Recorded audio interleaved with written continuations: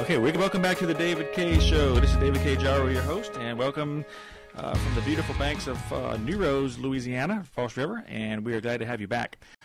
We have our next guest in the studio live with us, Ms. Gwen David, and she's going to be representing the Relay for Life this year. Ms. Gwen, how you doing? I'm doing fine, thank you. Well, first of all, thank you for coming out. You're welcome. I've been a part.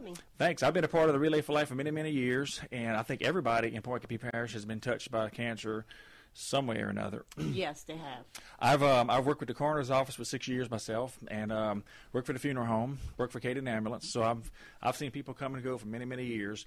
And I'll just tell you this real quick. I was looking through the death certificates last week for the past 3 years in Pointe Coupee Parish, and as I was flipping the pages, I get heart disease, I get cancer, heart disease, maybe a wreck or something, cancer. It's all over. Parish has one of the highest cancer rates in the state. I believe it by looking at the death certificates. And I think that's why we have such a successful relay. Right. Well, we have a Relay for Life coming up pretty soon right here, and we're going to talk about it. But first of all, I want to introduce the audience to who you are. So why don't you tell us just a little bit about yourself? Well, my name is Gwen David. I have 3 children, all grown, 3 beautiful grandchildren, and I'm married to John David. Okay, where y'all from? New Roads. From right here in New Roads. Okay, Yeah. well, great. Very, very good. How did you get involved with the Relay for Life this year? Actually, I've been involved in Relay for quite a few years. This is my first year as chairman. I've been working with Neil Cascio for, I guess with him, behind him for about 5 or 6 years, been involved in it for a little longer than that. Right, okay. So no doubt you had some people in your family or friends who've been touched by cancer? Actually, mostly friends. I'm one of the fortunate ones out here that I lost an aunt to breast cancer years ago, but other than that, it's not really touched my family. It's been more right. friends. Thank the Lord for that, huh? Mm-hmm. Yeah, very much so. Okay, so what are your duties as representing the Relay for Life this year? What all do you do? Anything and everything. Get a pen and a piece of paper, huh? Yeah, let's get a pen and a piece of paper. I have a lot of help, though. My daughter helps me out a whole lot. And then we have a great committee that helps us out. So we do a lot of fundraising. Okay. Just you name it, whatever we have to do, we do it just to spread the word. Well, very, very good. Okay, so we're going to kind of backtrack a little bit. I want to talk about the cancer problem here in Pointe Coupee Parish. We already established the fact that this is one of the highest cancer rates, in the parish. Maybe I can kind of pick your brain personally and think what you think about this. Why in the world is Pointe Coupee has such high cancer rates? What's going on? I have no clue. I wish we did, but yeah. Me personally, I have no idea. Right, because they always say that prevention is the best cure. It's like, how can we prevent this bad thing from happening in the first place? And my thing is okay, maybe is it something we're eating? Is it the air that we're breathing? Is it genetics maybe passed down from generation to generation, or maybe a little combination of everything? I think the last study that was done said it was genetics. Yeah. Personally, like I said, I do not know. I do know we have one of the highest rates in the state. Right. Right. Reasons behind that. Right. We might not ever know. Exactly. Well, I would encourage everybody listening out there, like we said, prevention is the best cure, and we just struggle to keep ourselves healthy out there, exercise, and of course, there's, if you're destined to get it, you're going to get it one way or the other, but maybe just decrease the chances or whatever. But for our loved ones and our friends and family who are suffering with cancer right now, we just had a hospice on earlier talking about the services that they offer, and we just want to encourage everybody out there to be an encouragement to your family. It's not necessarily a death sentence, No, it's not.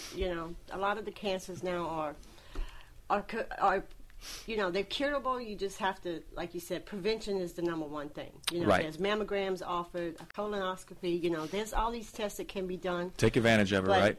Take advantage of it, yeah. Exactly. If you don't have insurance, there is some programs you can go through ACS and still have the test done. Right. It's just prevention. Absolutely. Prevention. That's great. Very, very good. Well, I've been to quite a few Relay for Life events. For the people out there who never have been to a Relay for Life event, or they don't know what to expect, what can somebody expect when they go to an event? What are they going to see? You're going to see a lot of different activities. This year we're going a little different. Normally our relays are on Friday night. This year we changed it to a Saturday. We want it more family-oriented. The luminary ceremony it's one of the main focuses of the relay. So when they first get to the Relay for Life, what's going to be happening? It's going to be daylight, or it's going to be kind of early in the afternoon? It's going to be daylight. Our relay is going to be from 2 o'clock to 2 o'clock, 2 p.m. to 2 a.m. 2 o'clock is survivor registration. Everything will start kicking off. There'll be food, games, bouncies. You have music over there also? All the local schools are participating this year because it's on a Saturday, so we won't have football to intervene there. We have a band that's coming out to play for us. Right, a lot of good stuff. A lot of good stuff. The past Relay for Life events that I've been to, it seems like what they do is they start off on a very high positive note. Everybody, is real excited. And then toward the end, it gets real somber because everybody just remembers, and it's a real touching moment. I mean, I cry every time I go to Relay for Life because I think about my family members. So it's for all those who haven't been out there, even if you haven't had a family member touched by cancer, I'd advise you to go and pay your respects to the people in the community who have. Yes. Very, very good. Well, if somebody wants to donate for the Relay for Life or be a part of it, how in the world do they get more information about the Relay for Life? All they have to do is contact me. They can contact me by phone, or they can contact me by my personal email. Okay. All righty. Very good. And you want to give those numbers out and email out? Yeah, my phone number is 225-268-1170, and my personal email is gk6382@yahoo.com. Okay, very good. That sounds good. Do you have any final thoughts? You want to just talk to some of the people out there, maybe invite them over, or just kind of... If you've never been to a relay, it's something to experience. It's hard to put in words. Like you said, it's emotional. But to get out there and to see the survivors and to remember those that's passed on, that lost their battle with cancer, it's an experience of a lifetime. And once you come, you're hooked. That's it. You will be back. It's like going to an LSU football game. Once you go once, you want to continue going. It's just, you have to experience it to understand why we all do what we do. Right, very good. And, of course, there are Relay for Life events going on all over the place, right? Other parishes, That's other cities? Correct. We're the only one that has a fall relay. Everybody else has spring and summer relays. I did not know that. Okay. Mm-hmm. I've seen them at LSU sometimes in Baton Rouge and just all throughout the Baton Rouge area. Yeah, we have a fall relay, and everybody else has spring and summer relays. Okay, so answer me this real quick. So whenever somebody donates to Relay for Life, y'all have a lot of money coming in. What happens to the money that y'all get? The money is distributed throughout this parish, and the majority of it goes to research. That's why we always say we're raising money to fund a cure. Right. Research. The more research we have, the more likely they are to find a cure for every cancer that's out there. And that's our goal, is so one day that our kids and grandkids will never know what cancer was. Very good. Very well said. Okay, well, Miss Gwen David, if you just joined us, is here with us. She's representing the Relay for Life this year out here in beautiful New Roads, Louisiana.